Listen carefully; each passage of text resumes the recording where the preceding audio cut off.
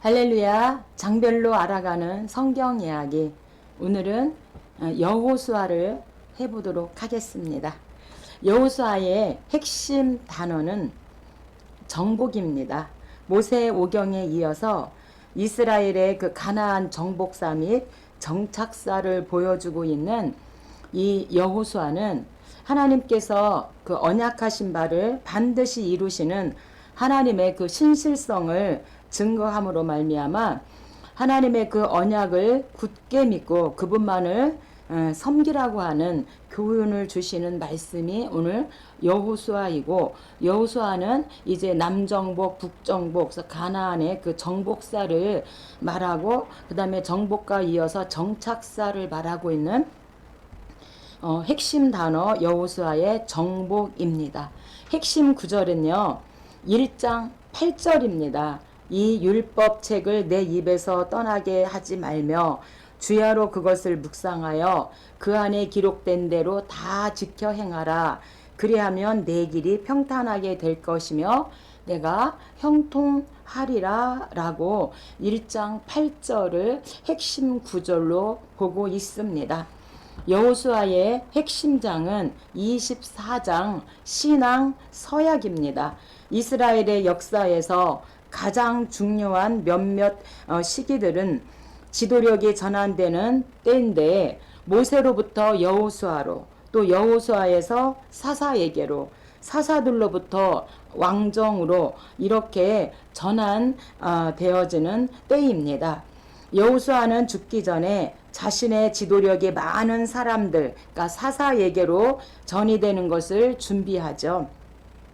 또한 여호수아는 하나님께서 약속들을 성취하신 것을 백성들에게 상기시키며, 또한 그들에게 그들이 언약에 그 헌신한 사실을 상기하도록 도전하는 24장 신앙 서약입니다. 그러면 우리가 여호수아를 어떻게 이해할 수 있는가? 여호수아 이해입니다. 12권의 그 역사서, 여호수아부터 에스더까지 그 역사서 중 첫 번째 책인 여호수아서는 모세 오경과 이스라엘의 그 남은 역사를 연결하는 고리입니다. 30여 개 이상의 도시 국가에 거주하는 적들을 정복하는 세 번의 정벌을 통해서 이스라엘 백성은 능력 있는 여호수아의 그 지도력 아래 너무나 중요한 교훈을 배우게 됩니다. 승리는 군사적인 힘이나 수적 우세보다도 하나님에 대한 믿음과 그의 말씀에 대한 순종을 통해서 온다는 것을 말씀하고 있습니다. 여호수아의 주제입니다. 주제는 순종하는 믿음입니다. 순종하는 믿음을 통해 이스라엘이 약속의 땅을 차지하는 것과 하나님의 축복을 누리는 것이 바로 주제라고 볼 수 있겠습니다. 그러면 여호수아는 누가 기록했는가? 여호수아의 저자는 역시 여호수아입니다. 여호수아가 이 모든 말씀을 하나님의 율법책에 기록하고 큰 돌을 취하여 거기 여호와의 성소 곁에 있는 상수리 나무 아래 세우고, 여호수아 24장 26절에 이 모든 말씀을 하나님의 율법책에 기록했다. 그래서 저자는 여호수아입니다. 여호수아의 기록 연대는 BC 1406년에서 1300년에 걸쳐서 기록한 것으로 우리가 추정해 볼 수 있습니다. 기록 목적입니다. 여호수아의 기록 목적은 모세 오경에 이어서 이스라엘의 그 가나안 정복사 그리고 정착사를 보여주고 있는 이 본서의 기록 목적은 다음과 같습니다.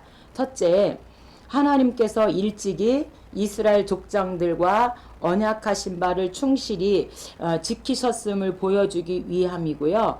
둘째는 언약하신 바를 반드시 이루시는 하나님의 그 신실성을 증거함으로써 그 후로도 이스라엘 백성들이 하나님의 언약을 굳게 믿고 그분만을 섬기도록 교훈하기 위해서 기록하였습니다.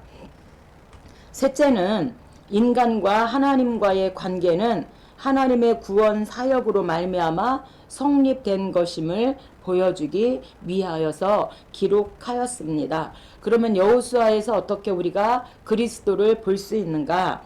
본서의 중심 인물인 여호수아는 그 이름에서부터 그리스도를 예표하고 있습니다. 즉 여호수아의 이름의 뜻은 여호와는 구원이시다 인데 포로 시대 후기에 예수아로 바뀌었고요. 신약 시대에 와서는 헬라식 이름인 예수로 불렸습니다. 그래서 예수는 자기 백성을 저희 죄에서 구원할 자라는 뜻으로 여호수아가 가나안을 정복하고 이스라엘 백성들에게 승리와 안식을 가져다 준 사실은 장차 사단의 권세를 깨뜨리고 당신 백성들에게 구원과 하나님의 나라의 축복을 가져다 줄 예수 그리스도의 사역을 예표하고 있습니다. 그러면 1장부터 24장까지를 어떻게 나눠볼까? 보편적으로 이렇게 1부, 2부, 3부로 나눠 볼 수 있는데 1부는 1장부터 12장까지 가나안 정복 전쟁의 수행으로 나눠 볼 수 있고요. 2부는 13장부터 21장까지 땅의 분배와 정착에 대해서 나눠 볼 수 있고 3부는 완전 정복 12지파의 단결을 위한 노력으로 22장에서 24장으로 이렇게 우리가 대략적으로 나누어 볼 수 있습니다. 일부 가나안 정복 전쟁의 수행은 첫 번째로 가나안 정복 준비와 요단 도하입니다. 모세의 후계자 여호수아 새 지도자로서 받은 명령과 약속, 여호수아의 요단 도하 준비 명령, 백성들의 순종과 충성 서원, 여리고 정탐, 기생 라합의 도움과 구원 요청, 정탐 결과 보고, 요단강 도하, 요단강이 멈추는 기적, 요단강 도하를 기념하는 12 돌비, 가나안인들의 두려움, 라입니다.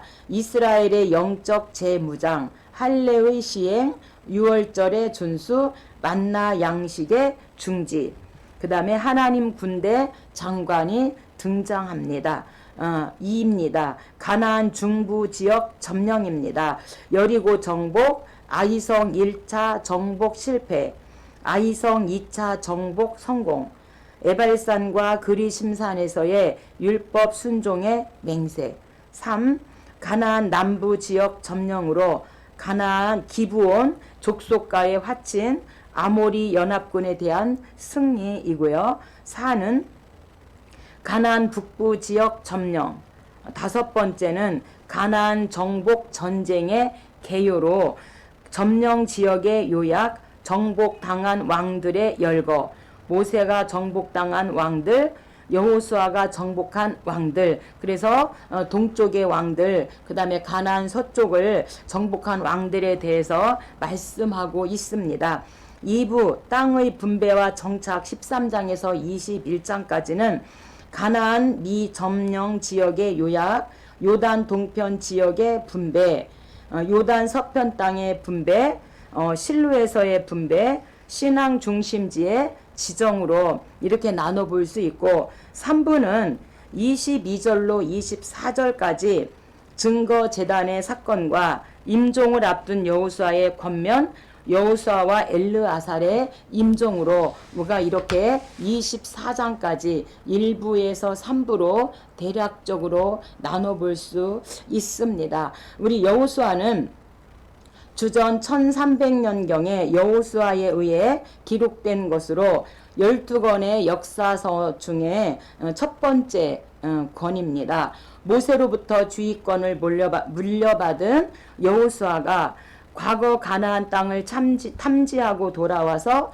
보여준 믿음의 긍지로 적극성을 띈 가나안 점령에 대한 전쟁사이기도 한 본서는 1장부터 12장까지 그 7년간에 걸친 땅을 정복하는 과정과 13장에서 23장까지 약 18년간 정복한 땅을 분배하고 정착시키는 내용으로 구성되어 있습니다. 그래서 우리가 여호수아의 정복과 정착사를 약 25년으로 보는데 이스라엘의 우리 가나안 정복은 남정복 2년, 북정복 5년, 그래서 우리가 가나안 땅의 정복을 약 7년으로 보고요. 그 다음에 이제 정복한 땅을 정착시키는데 약 18년 정도가 걸려서 우리가 정복사를 약 25년으로 그렇게 보고 있습니다.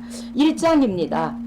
성경 가지고 계신 분은 같이 찾으면서 읽으면서 우리가 함께 나가보면 좋을 것 같습니다.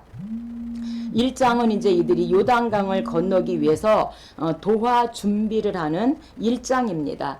여호수아를 이스라엘의 새 지도자로 세우신 하나님은 그에게 가나안 땅을 정복할 것과 율법을 지킬 것을 이제 말씀하십니다. 이는 가나안 정복의 비결이 하나님의 말씀에 절대적으로 순종하는 데에 있기 때문입니다. 여호수아는 하나님의 뜻을 백성에게 전달하고 순종을 다짐받습니다. 가나안 정복은 백성들 모두가 완수해야 할 과정을 말씀하고 있습니다. 1절입니다. 여호수아 1장 1절. 여호수아의 종 모세가 죽은 후에 여호와께서 모세의 수종자 눈의 아들 여호수아에게 말씀하여 이르시되 내 종 모세가 죽었으니 이제 너는 이 모든 백성과 더불어 일어나 이 요단을 건너 그들 곧 이스라엘 자손에게 주는 그 땅 가나안으로 가라고 1절에서 2절로 말씀하고 있습니다. 1차 인구조사 1세대들이 나갈 때는 20세 이상의 전쟁에 나갈 만한 사람이 60만 3,550명이었고요. 2차 인구조사 2세대들이죠.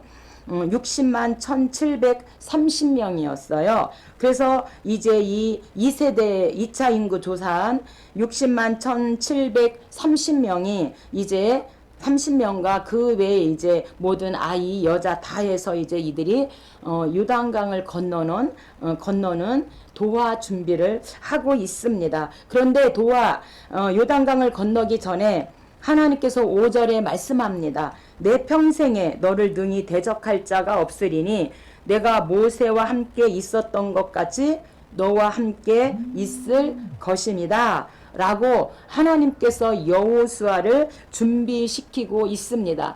여호수아가 언제나 모세 곁에서 모세와 함께 하시는 그 하나님을 경험하고 체험했는데 이제 여호수아에게 하나님께서 직접 말씀하는 능히 너를 대적할 자가 없다. 모세와 함께 있었던 것 같이 내가 이제 너와 함께 할 거라고 말씀하시면서 여호수아를 하나님께서 준비시키면서 특별히 담대함과 용기를 복돋아 주시는 것을 우리가 알 수 있습니다. 그래서 하나님께서는 반드시 지도자를 준비시킬 때 먼저 담대함과 용기를 주신다는 거예요. 아멘. 근데 이 두 가지 중 먼저 더 중요한 것이 뭐냐면 하나님 말씀에 우리가 생명 걸고 이 율법이 입에서 떠나지 아니하고 주야로 우리가 묵상하면 그 나머지는 하나님께서 책임져 주시겠다고 이렇게 약속하고 용기를 복돋아 주시는 것을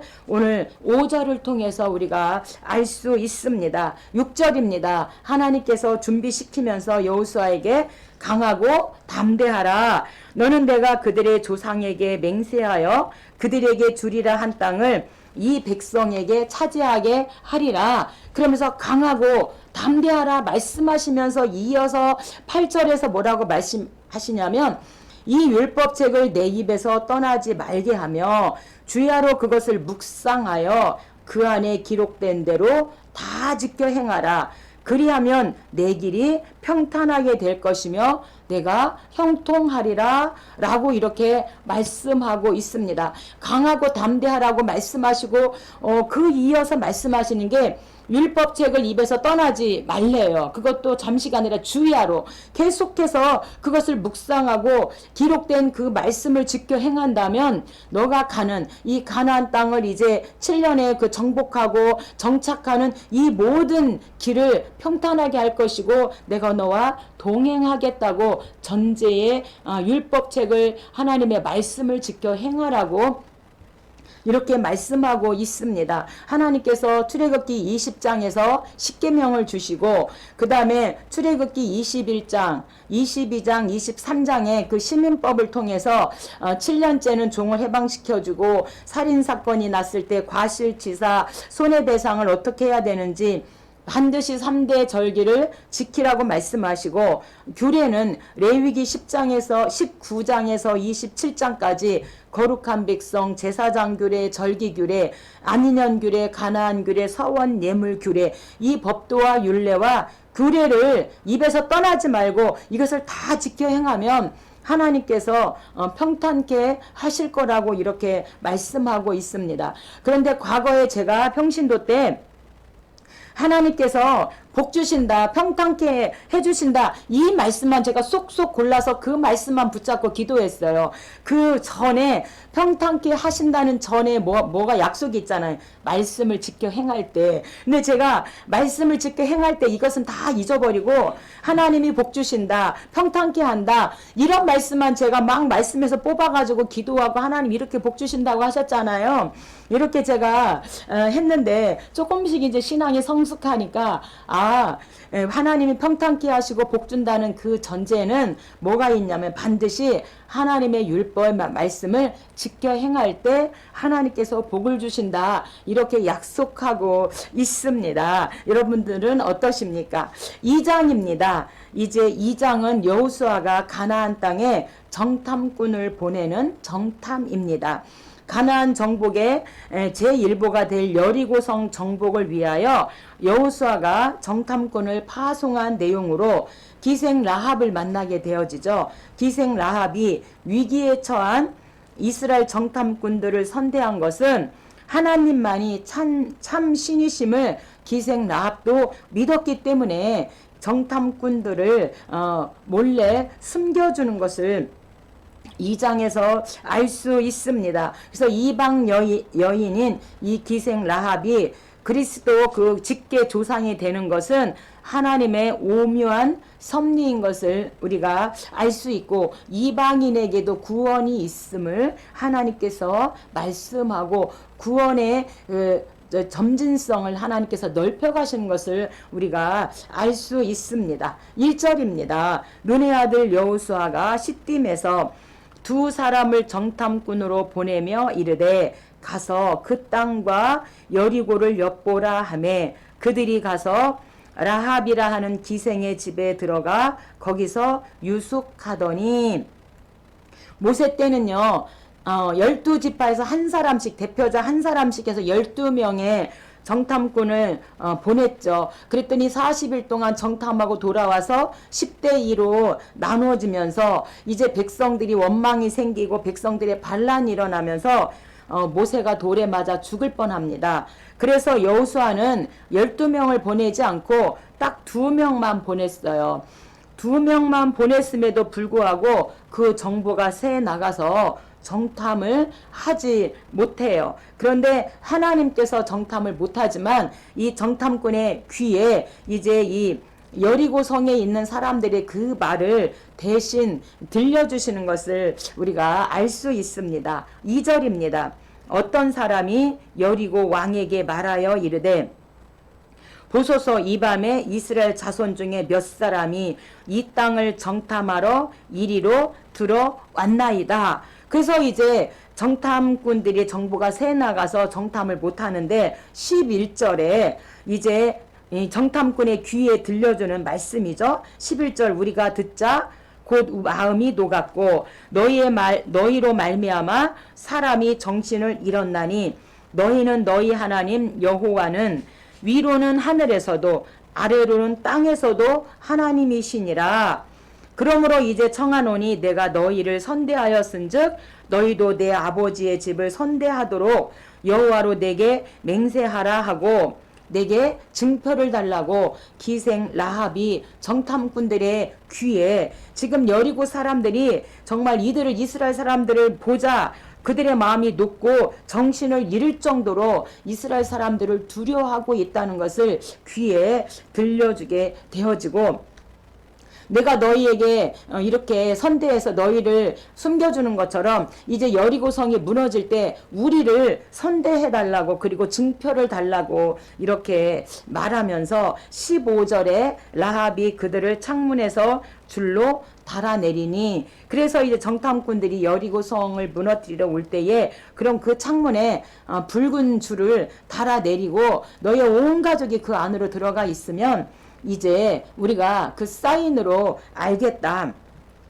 근데 기생 라합의 믿음이 대단한 거죠. 걸리면 기생 라합만 죽는 게 아니라 사돈의 8촌까지 다 죽습니다. 그럼에도 불구하고 이 기생 라합은 하나님은 위로도 하나님이시고 아래로도 너희의 하나님이라는 것을 이 기생 라합은 알았어요. 반드시 하나님의 사람 이스라엘이 이 전쟁에서 이길 것을 알고 목숨 걸고 생명 걸고 이제 축복을 쟁취한 기생 라합입니다. 그래서 정탐꾼을 살려주고 이제 그 기생 라합과 그의 온 가족이 구원을 받는 놀라운 하나님의 기적을 체험하는 것을 우리가 이 장을 통해서 알 수가 있습니다. 오늘 저와 여러분도 기생 라합처럼 쓰임받는 축복의 사람이 되었으면 좋겠습니다. 18절입니다. 우리가 이 땅에 들어올 때에 우리를 달아내린 창문에 이 붉은 줄을 베고 내 부모와 형제와 내 아버지와 가족을 다 내 집에 모으라. 그래서 이제 기생 라합이 여호수아 성이 무너질 때 그 집에 들어가 있을 때 결국에는 기생 라합으로 말미암아 그의 온 가족이 구원을 받게 되어지잖아요. 우리가 성경에 노아 홍수 때도 노아의 가족 8명이 구원을 받고요. 창세기 19장에 소돔과 고모라가 멸망할 때도 아브라함의 그 중보 기도로 말미암아 롯의 가족이 구원을 받게 되어지는데 여리고성 무너질 때에도 이 기생 라합의 가족이 구원을 받는 구원의 역사, 생명의 역사가 그 가운데서도 일어나는 것을 우리가 알 수 있습니다. 24절입니다. 여호수아에게 이르되, 이제 정탐꾼들이 여호수아에게 와서 이제 보고하는 것이죠. 진실로 여호와께서 그 온 땅을 우리 손에 주셨으므로 그 땅의 모든 주민이 우리 앞에서 간담이 녹더이다 하더라. 이렇게 여호수아에게 정탐 보고를 하는 것이 2장 정탐 보고입니다. 이제 여리고 사람들이 간담이 녹는다, 정신을 잃었다, 이런 이제 벌써 이야기를 들려줌으로 인하여서 하나님께서 이제 걱정하지 말고 두려워하지 말고 너희는 이제 요단강을 건너라. 이제 그래서 담대하게 이제 정탐 보고를 듣고 3장 도하 강을 건너는 이제 엄청난 역사가 일어나게 되어집니다. 이스라엘 백성이 이제 요단강을 건너 가나안에 진입하는 장면으로 대열의 선두에는 하나님의 임재를 상징하는 언약궤가 제일 먼저 앞장을 서게 되어집니다. 이것은 가나안 정복 전쟁을 주도하실 분이 바로 하나님이심을 나타내는 증표입니다. 따라서 백성들은 그 분의 뒤를 따르기만 하면 되는 것이죠. 이 사실은 언약궤가 앞장섰을 때 요단강의 물이 갈라진 이적에서도 분명히 입증이 되어집니다. 그래서 1세대는 모세와 함께 홍해를 건넜다면 2세대는 여호수아와 함께 이제 요단강을 건널 때에 언약궤가 앞장서는 것을 우리가 이 2세대들 오늘 본문 3장에서 알 수가 있습니다. 14절입니다. 백성이 요단을 건너려고 자기들의 장막을 떠날 때에 제사장들은 언약궤를 메고 백성 앞에 나아가니라. 민수기 4장에서 반드시 이제 레위인들에게 분담을 이제 하나님께서 해주시는데 고핫, 게르손, 므낫세잖아요. 그래서 고핫은 말씀 언약궤 지성소에 있는 것을 담당하고, 게르손은 휘장, 므낫세는 무라리는 장막, 뜰 뭐 이런 것들을 이제 관리하도록 이렇게 분담을 해주셨기 때문에 이제 고핫 자손이 맨 먼저 언약궤를 메고 그렇게 이제 요단강을 건너게 되어집니다. 15절입니다. 요단이 곡식 거두는 시기에는 항상 언덕에 넘치더라. 궤를 맨 자들이 요단에 이름에 궤를 맨 제사장들의 발이 물가에 잠기자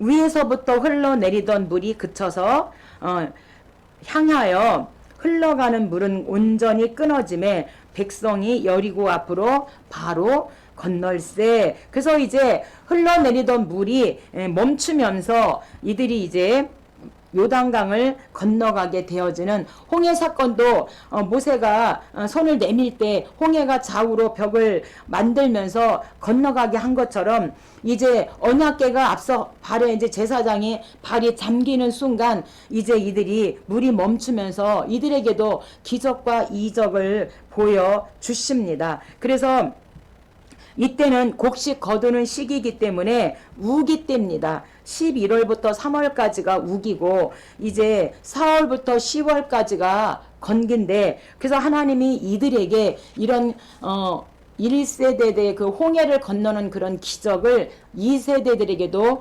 보여주면서 은혜스럽게 이들이 이제 요단강을 건너는 도화입니다. 사장입니다. 사장은 이들이 너무도 감사해서 이제 기념비를 세우는 기념비입니다. 기적적인 방법으로 요단강을 건넌 백성들은 하나님의 지시대로 요단강에서 12개의 돌을 취하여서 그들 자신의 그 유숙지인 길갈까지 운반하여서 그곳에 12개의 돌을 세워서 기념비를 세우게 되어집니다. 당대는 물론이고 후대에도 그 돌을 보는 자마다 이스라엘을 위해서 베푸신 하나님의 그 은혜와 하나님의 그 권능을 기억하고 하나님께 감사하고 순종을 다짐하도록 하기 위해서 12개의 기념비를 하나님께서 세우라고 말씀합니다. 9절입니다. 여호수아가 또 요단 가운데 곧 언약궤를 맨 제사장들의 발이 선 곳에 돌 12개를 세웠더니 오늘까지 거기에 있더라.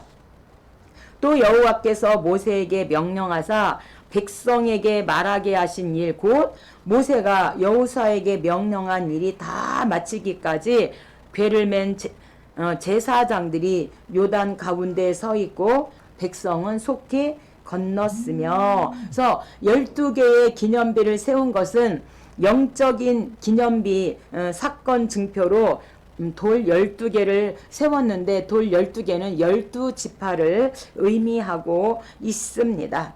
20절입니다. 여호수아가 요단강에서 가져온 그 12돌을 길갈에 세우고 그래서 이 12돌의 상징은 하나님이 요단강을 갈라 주셨다는 상징으로 길갈에 12개의 돌을 세웠습니다. 그래서 절대로 이 12개의 그 기념비 돌을 볼 때마다 하나님의 은혜를 잊어서는 안 된다. 하나님의 은혜를 잊지 않게 하려고 이렇게 12개의 기념비를 세웠다는 거죠.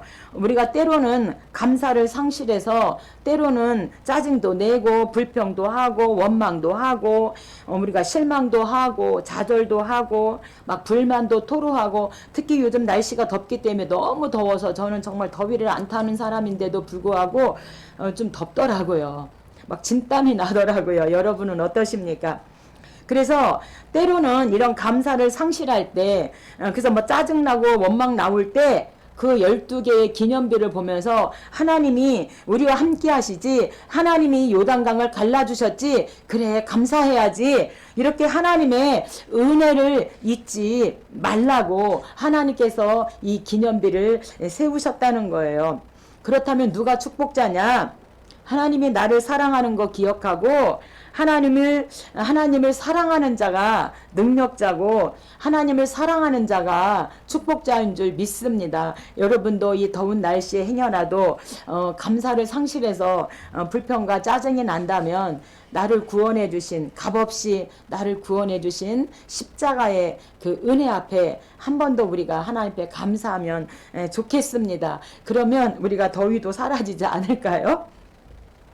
21절입니다. 후일에 너희 자손들이 그들의 아버지에게 묻기를 이 돌들은 무슨 뜻입니까? 라고 하거든 너희 자손들에게 알게 하여 이르기를 이스라엘이 이 마른 땅을 밟고 이 요단을 건넜음이라 이렇게 말을 해주라는 겁니다. 23절입니다. 여호와께서 요단물을 너희 앞에서 마르게 하사 너희를 건너게 하신 것이 너희의 하나님 여호와께서 우리 앞에 홍해를 말리시고 우리를 건너게 하심과 같았나니 아멘. 이렇게 아빠 엄마 이 돌이 뭐예요? 이렇게 묻는다면 자녀들이 이렇게 반드시 하나님께서 홍해를 말리시고 건너게 한 것처럼 하나님께서 요단의 물을 말리시고 우리를 건너게 하셨어. 그래서 그것을 기념으로 이 돌을 싼 거야. 그러면 하나님이 하셨구나 이렇게 후대들도 알고 그 하나님을 찬양하도록 그렇게 하라 이렇게 기념비를 그런 의미로 기념비를 세우게 하셨다는 것입니다. 5장입니다. 5장에서는요 이제 할례를 다시 행하라 그리고 유월절을 다시 지켜라 그리고 그들이 이제 가나안 땅에 가서 1년 농사 져서 이제 결실을 맺을 때에 이 만나가 이제 그칩니다. 그리고 모세 앞에 나타난 그 하나님처럼 여호수아 앞에 군대 대장이 나타나서 너의 선 곳은 거룩한 곳이니 내 발에서 신을 벗어라. 모세에게 임하신 그 하나님이 똑같이 여호수아에게도 하나님께서 나타나시는 것을 우리가 5장을 통해서 알 수 있습니다. 전쟁 전에 이제 하나님께서 할례를 행하라고 말씀하고 있습니다. 이것은 적의 기습을 초래할 수 있는 일이었잖아요. 우리가 여러분 창세기 34장 디나 사건 여러분들도 기억하실 텐데 이제 이 레위의 아들 시므온과 레위가 야곱의 아들 시므온과 레위가 그럼 우리는 할례 민족이니 세겜 사람들에게 너희도 모든 남자가 다 할례를 행하면 사유로 받아들이겠다. 그렇게 하고 뒤에서 이제 다 세겜 사람들을 죽이게 되어지잖아요. 그런데 전쟁 전에 여리고 이제 가나안 땅을 전쟁하기 전에 하나님께서 다 이제 2세대들 할례 받지 않은 이 2세대들에게 할례를 행하래요. 그러니까 이것은 적의 기습을 초래할 수 있는 아주 위험한 일이었음에도 불구하고 하나님은 그럼에도 불구하고 하나님만 의지하라는 거예요. 하나님만 의지하고 너희가 할례를 행하라. 그러면 하나님께서 다 책임지겠다는 거예요. 하나님만 믿고 할례를 행하라고 할 때 여호수아는 하나님을 믿고 이제 2세대들 할례 받지 않은 2세대들에게 할례를 행하고요. 또 이제 유월절을 지키게 되어지죠. 그리고 이제 여호와의 군대 대장이 여호수아 앞에 나타나고 이제 이런 모든 것들은 가나안 정복 전쟁이 하나님의 그 영도 아래 전개될 것임을 말씀하고 있다고 하는 사실입니다. 우리가 하는 것 같지만 반드시 배후에 하나님이 함께 하셔야 이길 수 있는 것이지 우리의 힘으로는 다 된 것 같아도 요즘 좀 정말 우리가 코로나가 이제 조금 종식되어지려나 우리가 백신도 이제 맞고 하니까 조금 우리들의 마음이 조금 이제 이렇게 느긋해지고 이제 조금 이제 곧 이제 좋게 되겠구나 이런 우리가 소망이 있었는데 갑자기 막 더 변이 바이러스 때문에 막 1000명이 넘고 하니까 다시 우리들의 마음이 우울하면서 참 사람의 힘으로는 안 되는구나. 아무리 사람이 노력해도 안 되는구나. 반드시 배후에 하나님이 우리를 도와줘야만 한다는 것을 다시 한 번 더 깨닫고 정말 하나님 앞에 대신 우리들이 나라와 민족을 위해서 전 세계를 위해서 대신 회개하고 기도하게 되어집니다. 2절입니다. 그때 여호와께서 여호수아에게 이르시되 너는 부싯돌로 칼을 만들어 이스라엘 자손들에게 다시 할례를 행하라. 이렇게 하나님께서 할례를 행하라고 말씀합니다. 3절 여호수아가 부싯돌로 칼을 만들어 할례산에서 이스라엘 자손들에게 할례를 행하니, 여호수아가 할례를 시행한 까닭은 이것이니 그 나온 백성은 다 할례를 받았으나 1세대는 다 할례를 받았으나 다만 애굽에서 나온 후 광야길에서 난 자는 할례를 받지 못하였음이라. 그래서 여호수아가 할례를 행하면서 내가 오늘 애굽의 수치를 너희에게서 떠나가게 하였다 하셨으므로 그곳 이름을 오늘까지 길갈이라 하느니라. 그래서 우리가 모세의 아들들이 할례를 행하지 않았을 때에 모세를 죽이려고 하잖아요. 그때 십보라가 직관적으로 깨닫고 우리 남편은 피난편이로다. 그리고 이 부싯돌을 취해가지고 그 아들들에게 할례를 행하는 것처럼 반드시 이제 할례를 행할 때에 애굽의 수치를 이제 너희에게서 떠나가게 하였다. 이렇게. 그래서 왜 우리가 할례를 받아야 하는가? 이제 출애굽 2세들과의 언약입니다. 백성들을 재정립하기 위해서 하나님께서는 반드시 할례 받지 않은 2세대들을 다 할례를 행하고 이제 애굽에서의 그 수치를 면하라고 하나님께서 말씀하고 있습니다. 그래서 하나님의 그 위험함에도 불구하고 하나님의 그 은혜를 알고 하나님 반드시 하실 것을 믿고 이제 할례를 2세대들에게 행하고요. 두 번째는 여리고 평지에서 이들이 이제 유월절을 지키게 되어집니다. 10절입니다. 또 이스라엘 자손들이 길갈에 진쳤고 그달 14일 저녁에는 유월절을 지켰으며. 그래서 우리가 이들이 이제 시내산에 출애굽하기 전에 출애굽기 12장에서 유월절을 지키고요. 시내산에 이제 와서 이들이 민수기 9장에서 두 번째 유월절을 지키고 이들이 이제 가나안 땅에 입성해서 이들이 이제 유월절을 지키게 되어집니다. 만나입니다. 12절. 또 그 땅의 소산물을 먹은 다음 날에 이들이 그 땅에 가서 이제 농사를 지어서 소산물을 먹은 다음 날에 만나가 그쳤으니 이스라엘 사람들이 다시는 만나를 얻지 못하였고 그 해에 가나안 땅에 소출을 먹었더라. 아멘. 그래서 만나가 그쳤다. 그래서 하나님은 맹목적 의례 신앙을 원치 않는다는 거예요. 이제 이들이 광야에서는 정착을 못하기 때문에 하나님께서 날마다 매일 만나를 통해서 메추라기를 통해서 먹이셨지만 구름기둥과 불기둥으로 이들이 정말 춥지 않게 너무 더워서 죽지 않게 이렇게 지키셨지만 이제 가나안 땅에서 정착하고 나서는 정당한 그 수고를 통한 결실을 원하신다는 거예요. 오늘 저와 여러분에도 하나님 믿습니다. 신앙이 어릴 때는 우리가 믿습니다 하면 하나님께서 우리에게 주시지만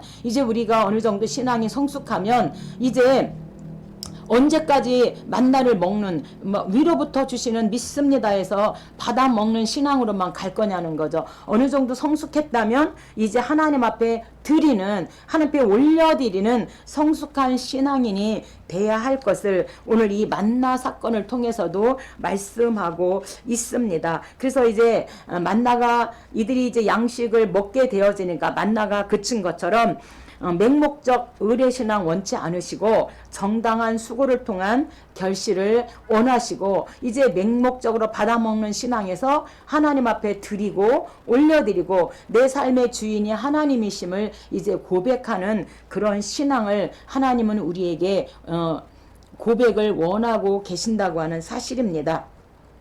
네 번째 5장에서 이제 여호수아가 군대 대장을 만나게 되어집니다. 14절입니다. 나는 여호와의 군대 대장으로 지금 왔느니라 하는지라. 여호수아가 얼굴을 땅에 대고 엎드려 절하고 그에게 이르되 내 주여 종에게 무슨 말씀을 하려 하시나이까. 여호와의 군대 대장이 여호수아에게 이르되 내 발에서 신을 벗으라.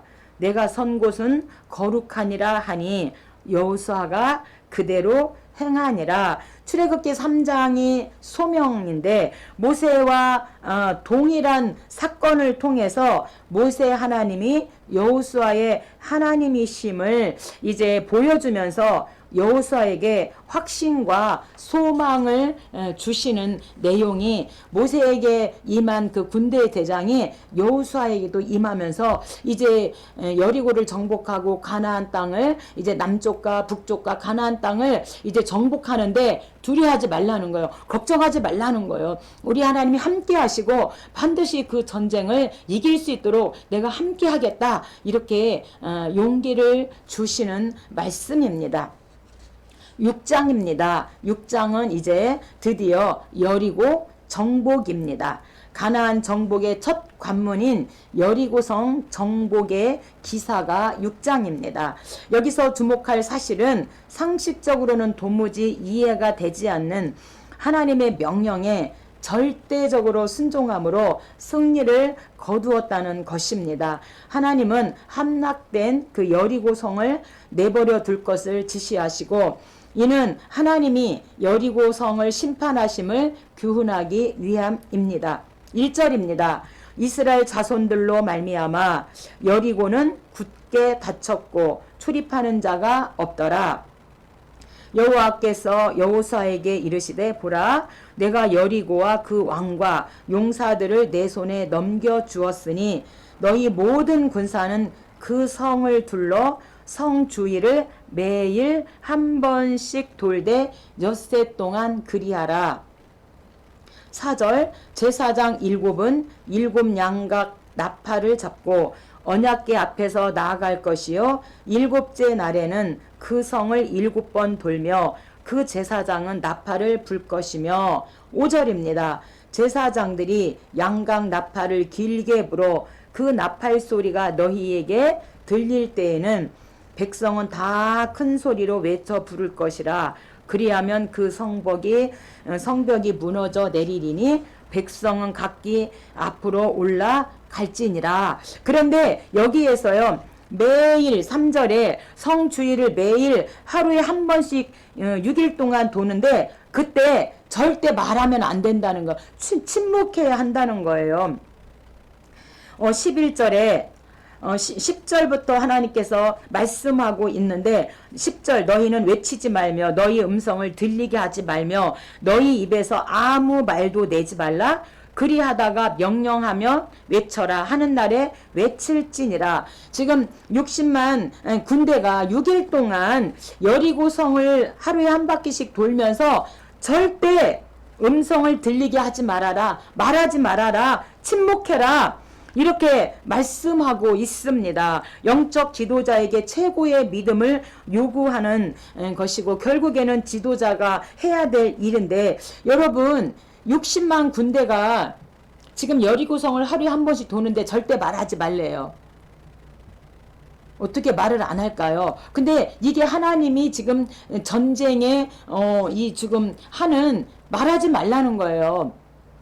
왜 하나님께서 말하지 말라고 하셨냐면 이들이 아니 이건 비이성적 비상식적인 행동이잖아요. 말하지 말래요. 어떻게 말을 안 해요 6일 동안. 근데 하나님의 역사는 그걸 순종하라는 거예요. 순종할 때 여리고성이 무너진다. 그래서 왜 하나님께서 침묵하고 말하지 말라고 했냐면 행여라도 이들이 불평이 나올까봐 불만이 나올까봐 하나님은 절대적으로 음성을 들리게 하지 말고 침묵하라 이렇게 말씀합니다. 11절 여호와의 궤가 그 성을 한번 돌게 하고 그들이 진영으로 돌아와서 진영에서 자니라. 그래서 항상 먼저 하나님의 언약궤가 먼저 앞서서 돌게 되어지는 것은 하나님의 그 임재를 상징하고 하나님이 함께 하시고 하나님이 지금 앞서서 나아가고 있으니 너희는 따라만 와라 라고 하는 하나님의 그 임재를 말씀하고 있습니다.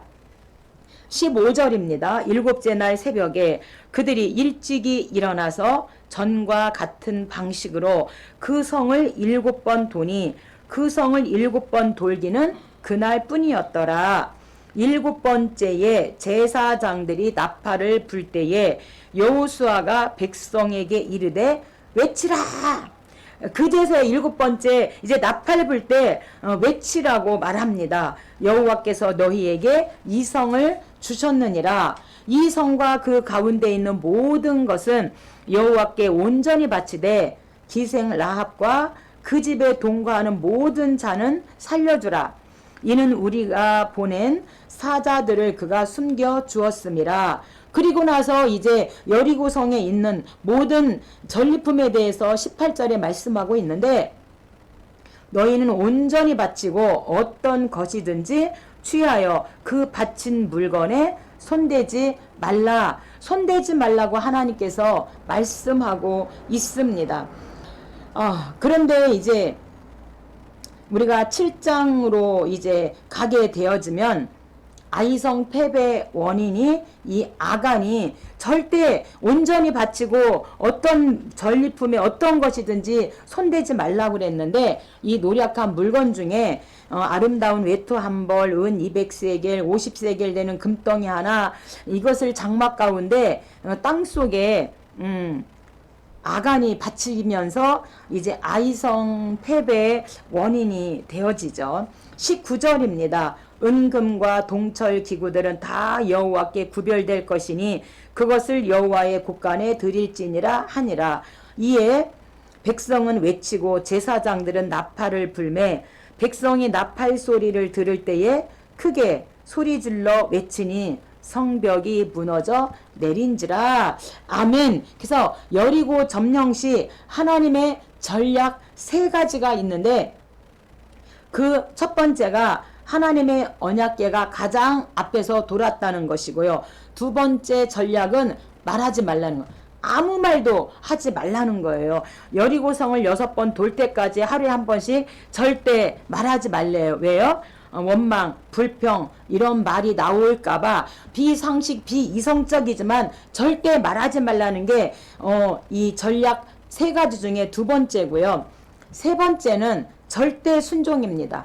비상식적, 비이성적 전략으로 보일지라도 절대 순종하라는 거예요. 그래서 이들이 이렇게 하나님의 언약궤를 앞세우고 이들이 침묵하라고 하니까 절대 순종하고 말하지 않고 그렇게 나아가고, 7번째 외치라 했을 때 외칠 때에 여리고성이 무너지는 엄청난 승리를 얻게 되어집니다. 정말로 주님의 높고 위대하심을 내 영혼이 찬양하고 그 하나님을 찬양합니다. 그런데 오늘 우리들의 이 마음도 정말 이렇게 여리고성과 같이 단단해서 무너지지 않는 그런 마음인데, 정말로 우리가 하나님을 믿음으로 말미암아 예수 십자가 보혈의 그 사건으로 말미암아 우리들의 마음이 이렇게 부드러워진 것, 아멘. 하나님의 크신 은혜고 하나님의 크신 축복이 아니라고 정말 축복입니다. 그 하나님을 찬양합니다. 7장입니다. 7장은 아이성 패배입니다. 승리의 기쁨이 가시기도 전에 이스라엘은 아이성 정복에 실패하게 되어집니다. 그 이유는 첫 번째가 아간이 탐욕을 했기 때문입니다. 모든 전리품을 다 가지지 말라고 했는데, 하나님께 바치라고 했는데 어떻게 합니까? 아간이 하나님의 것을 탐내어서 빼돌리잖아요. 그래서 이 아간 한 사람의 범죄로 말미암아 이스라엘이 고통을 당한 것은 하나님의 언약 백성들에게 요구되는 공동체, 이 공동체 책임을 일깨워 주기 위함이었습니다. 따라서 그 아간을 처형함으로 공동체 내에 그 죄악을 제거해야 했기 때문입니다. 1절입니다. 이스라엘 자손들이 온전히 바친 물건으로 말미암아 범죄하였으니 이는 유다 지파 아간이 온전히 바친 물건을 가져갔음이라. 여호와께서 이스라엘 자손에게 진노하시니라. 그래서 반드시 전리품을 온전히 하나님께 바치라고 그랬는데, 이 아간으로 말미암아 결국에는 이제 이 패배의 원인이 되어지죠. 2절입니다. 여호수아가 그 땅을 정탐하라. 아이를 정탐하고 이제 여호수아에게 돌아와 그에게 이르되, 백성을 다 올라가게 하지 말고 2,3,000명만 올라가서 아이를 치게 하소서. 이 아이성은 소수입니다. 모든 백성을 그리로 보내어 수고롭게 하지 마소서. 이렇게 이제 정탐 갔다 온 사람들이 말을 합니다. 근데 하나님께 여호수아가 물어봐야 되는데 묻지 않고 이 정탐하고 온 이 사람들의 말을 들은 거죠. 4절입니다. 백성 중 3,000명쯤 그리로 올라갔다가 아이 앞에서 도망하나. 그래서 아이성 패배의 원인이 첫 번째는 아간 범죄고요. 그 다음에 교만과 방심이에요. 여리고성을 이제 무너뜨리고 나니까 뭐 저 작은 아이성쯤이야 뭐 우리가 몇천 명만 가도 돼, 굳이 60만 대군이 갈 필요 없다. 이렇게 이들이 방심하고 여리고성을 무너뜨렸기 때문에 이들이 방심하고 교만했다는 거예요. 그래서 우리가 이 아이성 패배를 통해서 우리가 교훈 받을 것은 작은 일에 최선을 다하자는 거예요. 우리가 거의 큰 일에서 문제가 생기는 게 아니라 작은 거, 하찮은 거에서 우리가 문제가 생기는 게, 이 정도야 뭐 우리가 이렇게 하찮게 여기기 때문에 때로는 이 작은 거에서 문제가 생기는데, 그래서 어쨌든 오늘 아이성을 통해서, 패배를 통해서 우리에게 주시는 교훈은 작은 일에 최선을 다하자는 것입니다. 21절입니다. 내가 노력한 물건 중에서 신할산의 아름다운 외투 한 벌과 은 200세겔과 그 무게가 50세겔 되는 금덩이 하나를 보고 탐내어 가져갔나이다. 보소서, 이제 그 물건들을 내 장막 가운데 땅속에 감추었는데 은은 그 밑에 있나이다. 이렇게 이제 아간이 고백을 하죠. 그러니까 24절 세라의 아들 아간을 잡고 오늘 너를 괴롭게 하시리라 하니 온 이스라엘이 그를 돌로 치고 물건들도 돌로 치고 불사르고. 그래서 결국에는 이 아간이 하나님 말씀을 어기고 그 잠시의 그 탐욕으로 말미암아 결국에는 유대법으로 그 돌로 쳐서 막 죽게 되어지는 이런 아픔을 겪게 되어집니다. 우리도 순간순간 때로는 이렇게 잠시의 그런 어떤 그 탐욕과 정욕으로 인하여 하나님을 기쁘게 하지 못할 때가 많이 있습니다. 아간처럼. 26절입니다. 그 후에 돌 무더기를 크게 쌓았더니 여호와께서 그의 맹렬한 진노를 그치시니 그곳 이름을 오늘까지 아골 골짜기라 부르더라. 아멘. 8장 이어서 7장은 아이성 패배고 8장은 이제 결국에는 하나님의 그 은혜를 이제 다시 문제를 알았기 때문에 아이성을 정복하는 아이성 정복입니다. 이스라엘은 하나님 말씀에 순종하여 이제 아이성을 함락시키는데 이로써 그들은 가나안 중부 지방을 공략하고 남부와 북부를 진격할 수 있는 교두부를 확보하게 되어집니다.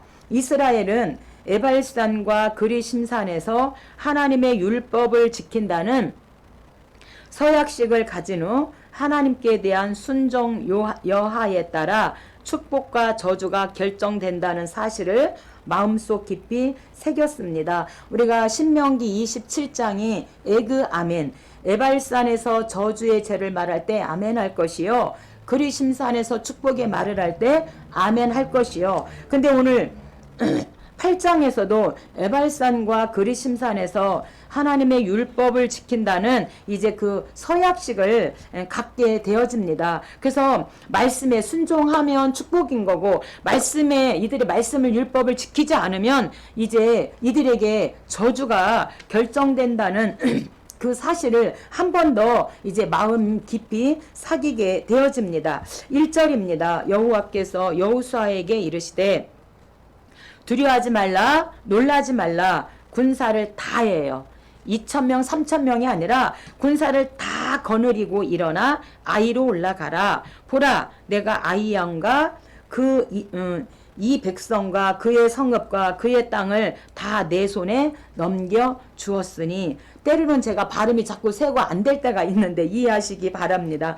여기에서 2,000명 3,000명이 아니라 이제 그 60만 대군 다 거느리고 너희는 올라가라. 내가 너희에게 이 아이성과 아이성의 그 왕과 그 모든 백성을 너희에게 이제 주었다. 이렇게 말씀하고 2절입니다. 오직 거기서 탈취한 물건과 가축은 스스로 가지라. 너는 아이성 뒤에 복병을 둘지니라 하시니. 그래서 여리고 성도 하나님의 전략 세 가지가 있는 것처럼 이 아이성도 하나님께서 전술 두 가지를 말씀하시는데, 첫 번째 최선을 다해라. 그것은 다해요. 온 군대 60만 대군 다 가라. 두 번째는 매복술입니다. 유인 전술을 통해서 이제 그 뒤에 복병을 두라는 거죠. 그래서 매복술, 유인 전술을 통해서 하라고 하나님께서 전략 두 가지를 가르쳐 주십니다. 21절 여호수아와 온 이스라엘이 그 복병이 성읍을 점령함과 성읍에 연기가 오름을 보고 다시 돌이켜 아이 사람들을 쳐 죽이고, 복병도 성읍에서 나와 그들을 치매, 이쪽에서 어떤 사람들은 저쪽에서 쳐 죽여 한 사람도 남거나 도망하지 못하게 하였고, 아이 왕을 사로잡아 여호수아 앞으로 끌어왔더라. 그래서 한 번의 그 실패하고 이제 8장에서 아이성을 이제 전투에서 승리하게 되어지는 아이성 정복입니다. 오늘 그리고 에발산에서 이제 율법을 낭독하게 되어집니다. 30절 여호수아가 에발산에 한 제단을 쌓았으니 모세의 율법책에 기록된 대로 쇠 연장으로 다듬지 아니한 새 돌로 만든 제단이라.